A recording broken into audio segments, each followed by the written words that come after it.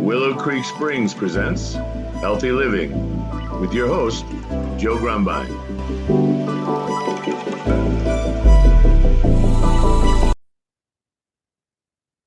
Well, hello and welcome to the Healthy Living Podcast. I'm your host, Joe Grumbine, and today we've got a very special guest. His name is Colin Owensby, and Colin's got quite an incredible story. He's a 2 times Ironman, and he's heading into his third. He's done a 100-mile ultra marathon, former NCAA swimmer, and he ran into a little complication in his life at one point, and he's going to tell us all about this.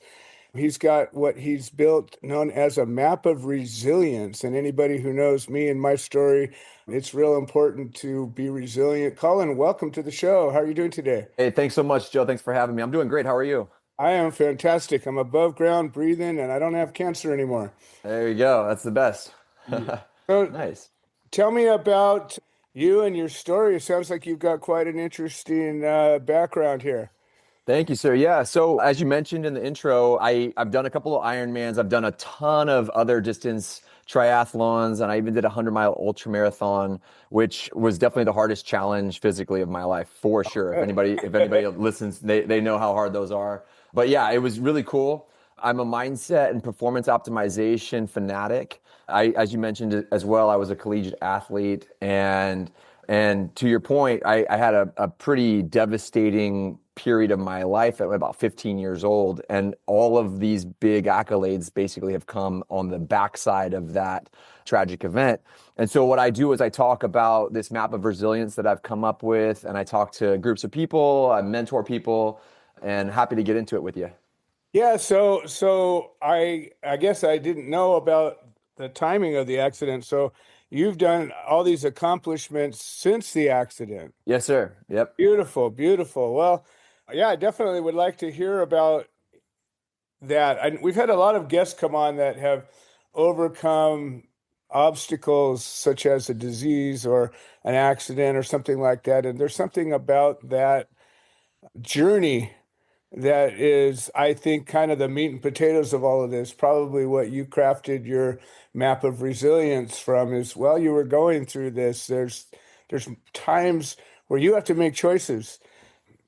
And I think everything regarding health at one point comes down to just that, making some tough choices. Absolutely. To your point about people who have overcome a hardship tend Hmm. to go and do these hard things. I Yeah, think that there's something that it ignites in you yeah. that makes you want to go live for today and see what's a human capacity? We don't know. Well, Right. we're gonna figure it out because I got through that and I want to see what life feels like. I want to see what living feels like.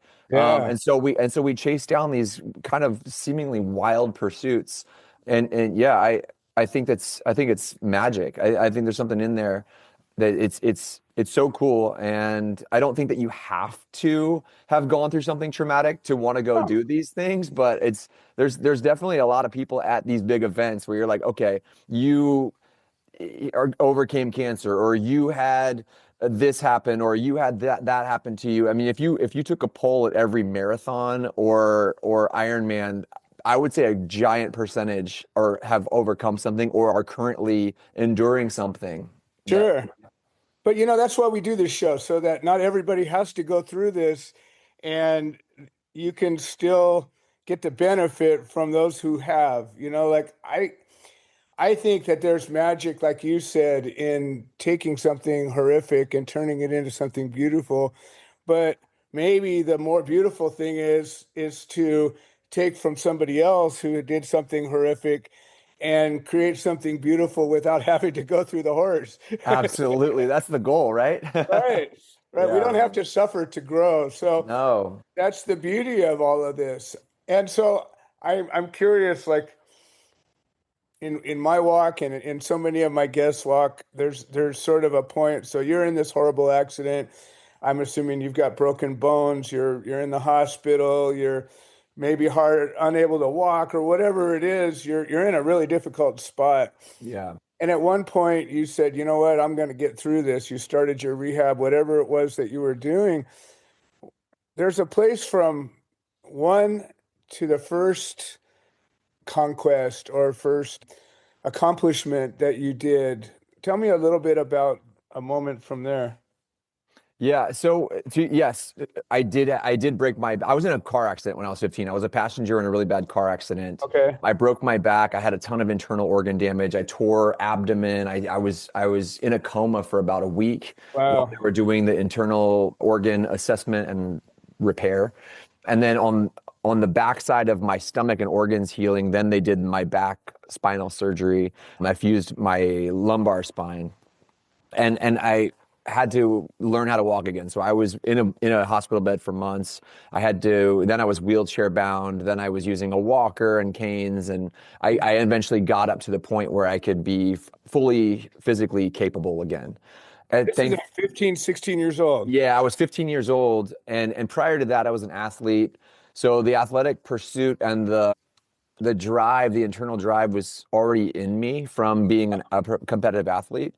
And so to answer your question, I didn't have this moment of I wonder if I can get through this. It was there's no doubt in my mind I'm getting through this. Nice. How am I getting through this, and what will be my capabilities, or what will I not be able to do on the other side of this?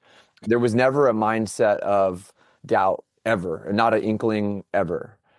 Yeah, so it was in me. I'm okay. What are my limitations? Okay, you're not going to let me play football anymore. The doctors told me pretty much right out of the gate. Probably not a good idea. Fair. I understand that. What will I be cleared to do? Because I'm going to work towards that. Right. It's problem solving. At the end of the day, I was in my mindset. I was problem solving. Okay, here's the task at hand. We're gonna do our best every day until we accomplish the task. Well, that's pretty incredible for a 15-year-old to have that kind of a mindset. I know when I was 15, I didn't make a whole lot of good choices and Yeah. wasn't thinking all too clearly looking back on it. Yeah. So, Yeah. so what was the first? I mean, obviously walking would have been your first major accomplishment without any aid. I would imagine that you're just like, yeah, now I'm on my way. Well, prior to that, it was, I mean, even being able to move because I was hung up in a hospital bed, and so they would attach resistance bands to various things on the hospital bed so that I could start retraining my muscles. So I'm a 6'2". I'm about 180 pounds now, and I'm pretty slender at that. I got down to 125 pounds, so I Oh was yeah. really, really emaciated. I was a skeleton with skin on the outside, and so after all of that atrophy of the muscles just completely atrophied, I had to basically retrain all of my muscles how to function.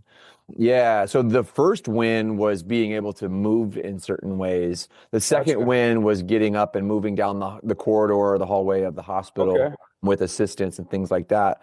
And once I had that, I knew everything was possible. So I was yeah, that I basically said, what will be the sport that I can do first? And they said I can get back into swimming.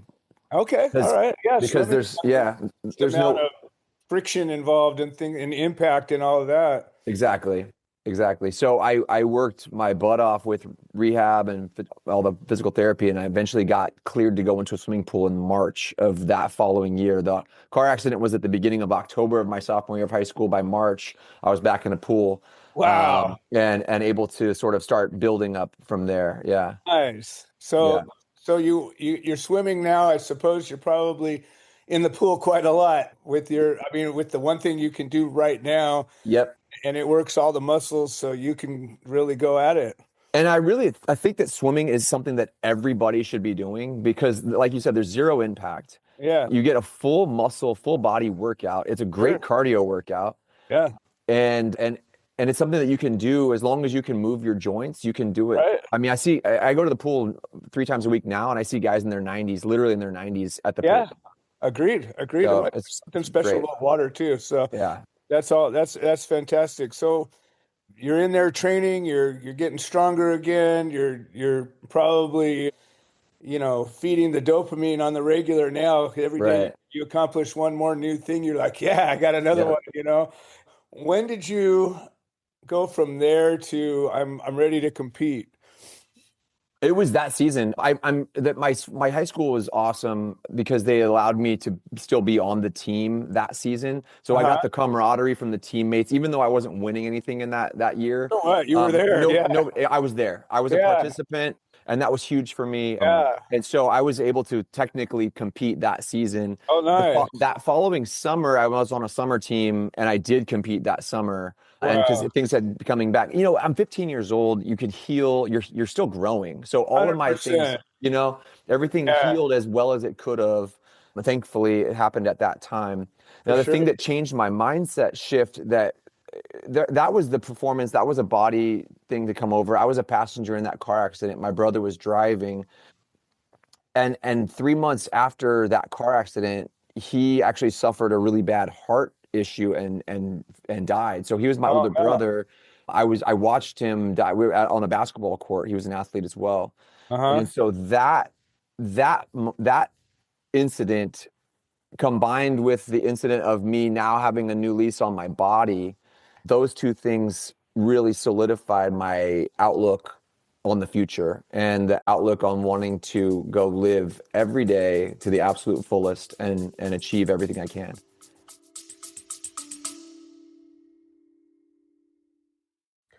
Hi, this is Joe Grumbine, and I wanted to share an update.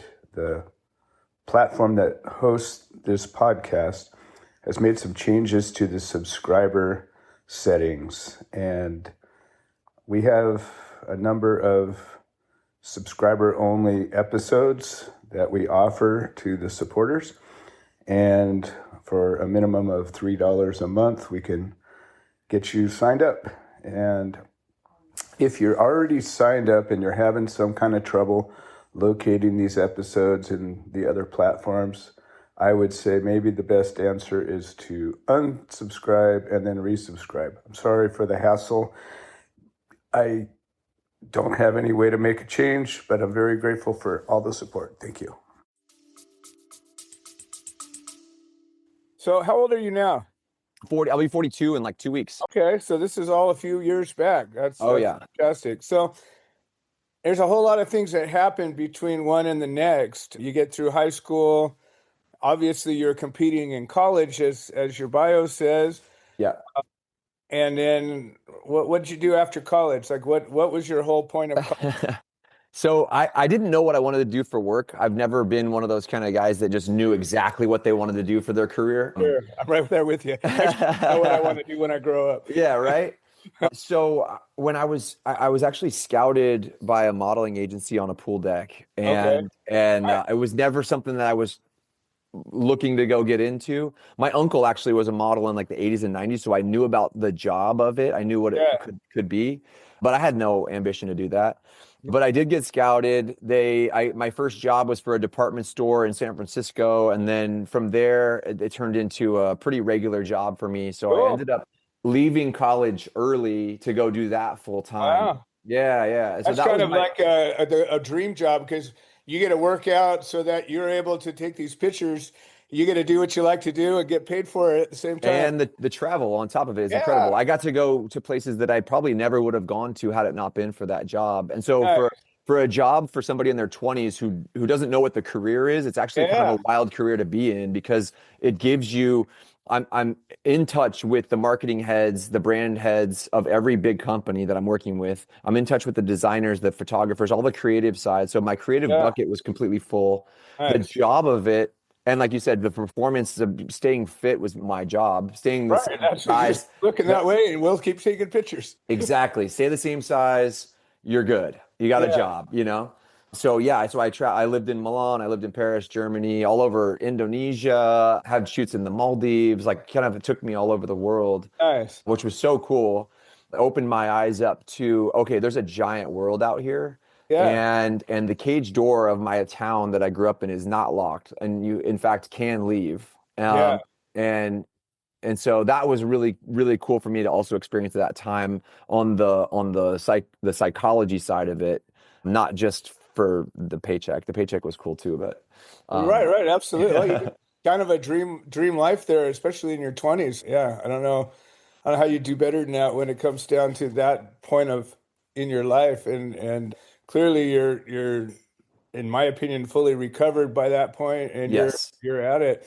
So when did the concept of your map of resilience come about? It's interesting. So I never thought that my life was unique and that my life path was unique.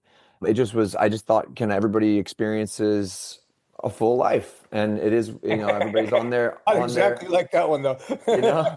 And so, but I casually talk about it with friends and family members. And my wife's mom, when I first met her about 6 years ago, she was like, you have a really unique story, and I think that people should probably hear it. Yeah, I think it might help some folks that are going through hard times know that the whole world is out there, and that, today can be better, tomorrow can be better, and you can build a fulfilling life on the backside of tragedy or without the tragedy. right. And so I didn't, it took me a while to figure out, okay, well, what was it that that that really, what were the tools that I used at 15 to then have that perspective to just go and be positive and seek a fulfilling life every Yeah. day?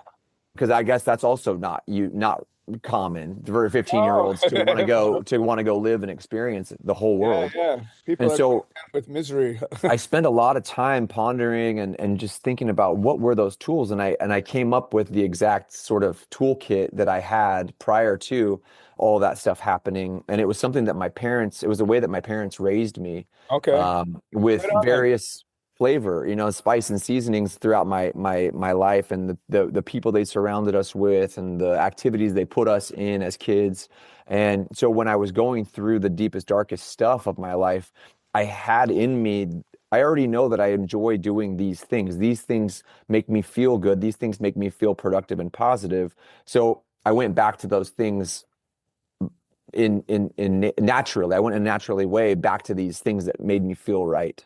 And so that is the toolbox that I talk about with the map of resilience. And it really is, you can do these things one a day, or you can do all of them every day. And you're ultimately figuring out what it is inside of you that makes you tick, and what it is inside of you that makes you feel good, and what it is inside of you that pushes you forward to go want more in a healthy way. Right, right. So, yeah, yeah. And so I have that map is on my website. The link to my website's on my Instagram bio. And I'm happy to share all of it, or a piece of it today here with you. Yeah, But absolutely. the whole thing is laid out online for anybody who wants to take a look at it. Fantastic. So at one point you just decided to sort of dissect your own existence to see how you got where you did, and you identified these, like you say, these tools, and you mapped it out, which is fantastic. A lot of times I figure out what went wrong that way. Yeah. How did I get here? Oh, okay, you did that wrong, Right. that wrong, and that wrong. So don't do those things anymore. I mean, I definitely have obstacles that come up all the time in life, Sure. as anybody else does, but it's my perspective with this toolbox that it can allow me to navigate the obstacles and still stay on my path. 100%. And I do want to jump into a little bit to the details of that, but I'm trying to follow along your story here. So you've got this at what point? So you're still modeling. I'm actually still modeling. I still have that Oh, as my cool. as I'm in my 40s now, so the jobs look a lot different than they did when I was 21. Sure. It's more like hotels and golf companies and things like that now, which Yeah, is yeah, why great. not? Happy to do it. I love it. I'll take that job any day. Heck yeah. Um, you know, but yeah, so I still have that as a part-time thing, and How it's did you though, how did you take the step into coaching and helping other people? Like when was that first move? Like you're going along traveling and doing this sort of dream life, and then at one point something, maybe somebody asked you, probably a lot of people ask you questions and whatnot, but at one point you're like, wow, maybe I can do this in a different capacity on another level. Yeah, exactly that. So I get asked, I have always gotten asked from people who want to be in shape or better shape or want to learn a skill that I'm doing, like swimming, for example. And I genuinely love helping people on their path Hmm. of improvement. I think it's so fun, and especially when they hit those milestones that they're looking for when they meet me, when they hit those milestones and then pass those milestones. I think Yeah. it's so rewarding for them and for me to see the reward on their face. I love it. I found that bug of that coaching desire when I was in high school. I coached the youth program of the Special Olympics swim team. So Wow. there's all these kids with various abilities and maybe some of them are even afraid to even touch the water on day one. Hmm. And some of them are nonverbal. And so for me, it was how can I help these kids swim and swim quickly? And so for me, I had to think, I had to really break down my knowledge of what is swimming, Yeah, yeah. how do I behave in water? And then go from there and then build them up to learning strokes and Uh-huh. eventually swimming laps. And so I caught the bug for coaching when I was in high school, and I did that in line with me actually competing in swimming as well. So for me, I was just basically living at the pool when I was 16, Right. 17. And when I got into modeling, I did fall away. I was traveling all the time, working long days on sets in different countries. I didn't really have that. But when I was back in Los Angeles, I had moved back about 24, 25 years old, Hmm. and people were asking me about fitness and what should I do? I want to lose 15 pounds. What should I do? And so I would start talking to them individually and not really more of like a mentor, not really thinking of like charging them money for the info. Right. And then I actually got hired by a fitness company I was going to this gym for classes. I enjoyed going to this particular class. Okay. And so they actually asked me if I was interested in coaching there. Nice. So I started part-time coaching there when I could, and I actually Okay. still work for that company part-time as well. So I teach a Saturday morning class that fills my cup. I I love love it. it. Yeah, I Nice. love it. And it's not a full-time job for me, but it's something that I would like to do with them specifically, as long as Yeah. they'll let me be there. Nice. Oh, that's fantastic. Yeah, yeah. So Um, yeah. your program, we've had various guests with various programs that are in some way similar, ways to overcome, ways to eh, find your best you, whatever that is, and Yeah. mental, spiritual, physical, all of those things. They generally have, some basic pillars that are kind of foundational. What does your toolkit look like in that way?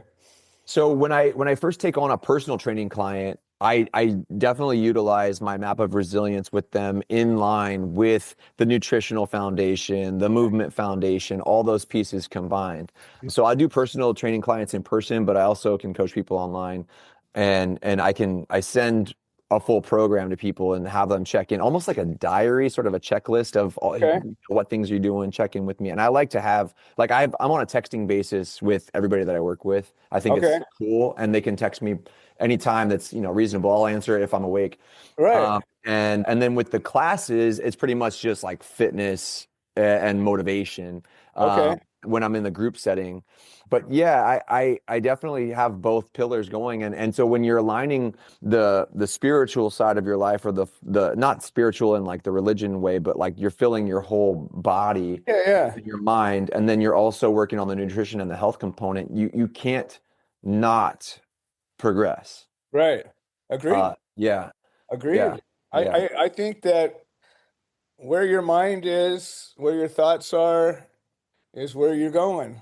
absolutely. So And that's that, always, even just with the nutrition factor of that. I mean, yeah, like what you're putting in your body is literally fueling all of your cells to do the next thing. 100%. Yeah, And then you watch people, swing by the fast food joint right. because it's convenient and they're late and they're hungry and they just throw something in their mouth. I'm like, Chemicals. what are you doing? Yeah, yeah, It's just as easy to eat an apple, but whatever yeah, it is. When you're dealing with people, you got people coming at you from all different ways, probably all different places in life. Is there a most common obstacle that most people are facing when they come to you? Like, is there a that's one a thing great holding question. them back that you're like, I see that? I think that the obstacle that most people, and if I'm going to boil it down to one simple word, it's fear. Hmm. I think there's fear and that's the obstacle, because every motivation, every action is either rooted in fear or rooted out of love. Yes. And They so can't live in the same house at the same time. no. So I think, I mean, if I had to boil it down to one, I haven't been asked that question before, but I think it would be that. It'd be fear. Right. That's the obstacle. And then how are we going to sort of process, acknowledge that fear? You're not crazy for having that fear, but we can approach whatever that blockage is with a different perspective. Maybe we have to learn more about that topic, or whatever it is, to then overcome that fear and push forward and be your strongest. I love What, that. yeah. I suspect that of all the people that you've helped, it seems that it's kind of in your nature. I get the kind of the same joy anytime I get an opportunity to help somebody take a step forward. I feel almost like I did it myself. Yeah. It's Yeah, just, absolutely. it's amazing. It's hard for me to separate myself from them in my Agreed. head, because I want this so badly for Yeah. them. Yeah, yeah. You The know? frustrating thing is when they don't want it bad enough, and you're like, wait Yeah. a minute, I can't want this more than you do. Yeah, I find that I often do, and so that's a challenge for me as a coach Yeah. to go at their pace, but Right. also maybe faster than the pace, because their pace might have gotten them to where they are. Right. So, Right. No, I love that. Is there a story? I'm sure you have many of them, but why don't you share one anecdote of a particular client that you think was one of the most impactful from when they came to you till maybe to this day or to a certain point? I have a lot of clients that will come to me. Basically, there a lot, it's really common across all personal training, is people want to lose excess body fat and gain muscle. Sure. Like that's like kind of like the number one thing that, if you quiz anybody who's looking for coaching, I want to lose body fat, I want to gain muscle. Yeah, yeah. Same. Physical So health. you Yeah. get varying degrees of that, and there's hormonal things, and there's things that you have to work around and with. But a lot of times I get younger men who come to me, and they have only ever their relationship with food is not beneficial to their life. And so we have to talk about, they'll be like, well, my family always cooks this, so I eat this. Right. Okay, well, now we're gonna have to learn how to be an independent guy. Okay, so we're gonna Right. have to and maybe you can influence your family to start eating this way. And Yeah. then while we're working with you, okay, a lot of guys, especially younger guys in this generation that's younger now, they are in touch with their emotions. They don't know what to do with them, but they're in touch with them. And then they're a lot less outside activity. So I try to get people outside moving Yeah. first regularly. I have a sort of a prescription of go be outside, go get in nature. And if you can do it with people, Yeah. even better, because now you have a group of buddies that are just all outside moving. Love that. And that's better than sitting on the couch playing a video game. 100%. And video games might have their place. I don't play them. I've never played them, but they might have their place in your life. But the outside movement with friends is way more beneficial Huge. to your brain, 100%. and your body. So that's kind of like where I start with people, and then we can assess from there, their creative outlets, their relationship with their family or not, or with a religion or not, or getting them to understand what they should be grateful for, and how to acknowledge gratitude. I Yeah. think that's huge for people. So I sort of work down. I approach every person and group differently based Uh, on how they arrive, but they sort of want to integrate all these different things into their life, and maybe they can also teach me some things too. I'm always Absolutely. open-minded and open-eyed. I'm curious all the time. Yeah, that's Yeah. fantastic. Is there one story, though, in particular that you'd like to share? About that.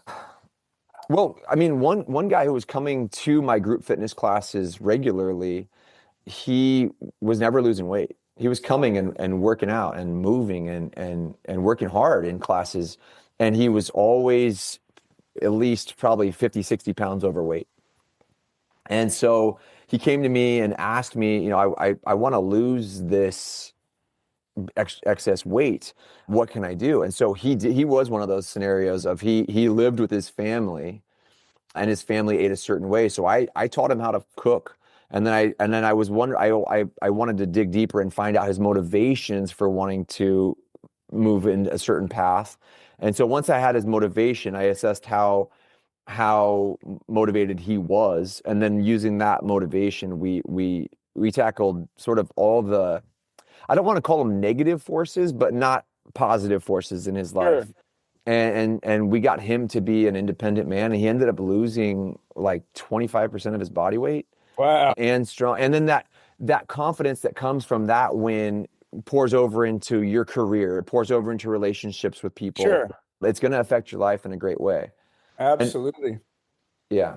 I love that. And you've already got some published materials on your website, and we're going to talk about that. But is there a book in your future? You seem I like some would might. love to do that. I'm working on that now. I don't have Okay. one yet, but there's so many little vignette stories that I have, like my life in Hollywood and doing the modeling stuff and the travel stuff and relationships that were good but didn't work, or Yeah, relationships that were terrible. Like, all these different things that come into your life, and decision making and how you can pivot and navigate them. I would love to write that book. I think it'd be really fun and love that. and a good piece of material for people who, need a place to start. Fantastic. Well, we're coming to that sort of bewitching moment here. Is there one thought, if you had one thought to leave with the audience, what would that look like? I mentioned it earlier, but the cage door is not locked. I say that all the time to people. Like, people think that they can't change because of the situation that they're in, Mhm. and you can. You Yeah, can. You can 100%. change your environment, and it changes your thought process. It changes you change your activities, and you can absolutely live the life that you dream of. We're all made up of the same chemicals and cells and material. And Yes, anybody that you see that you desire what they have, you can have it. You can do sure. it. You can live it. 100%. Yeah. Do anything. Sometimes You you truly literally can. can. I think I want to Love leave that. that with everybody. I think that's great. And if anybody wants to connect with me further, I'm on all the social media platforms. It's Colin with one L Owensby. So I'm at the Colin Owensby on everything. And then my website is also thecolinowensby.com. Fantastic. Well, Colin, I appreciate this. It's a fascinating story. I admire greatly your work and your life, and you've done well for yourself. I love that. Keep doing it. Thanks so much, Joe. You're part of the bright side of humanity. Hey, thanks so much, Joe. You as well. You bet. All right. Well, this has been another episode of the Healthy Living Podcast. I'm your host, Joe Grumbine. I want to thank all of our listeners making this show possible, and we will see you next time. This has been another episode of the Healthy Living Podcast.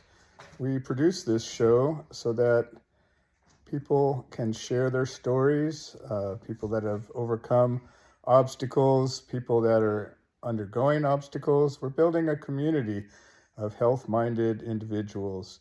If you're interested in supporting the show, please leave a review on the platform you're listening to it on.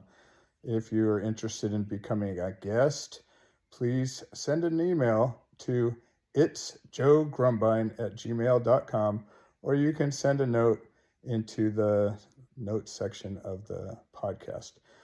All right. Well, thank you for supporting this show, and we hope you've enjoyed it.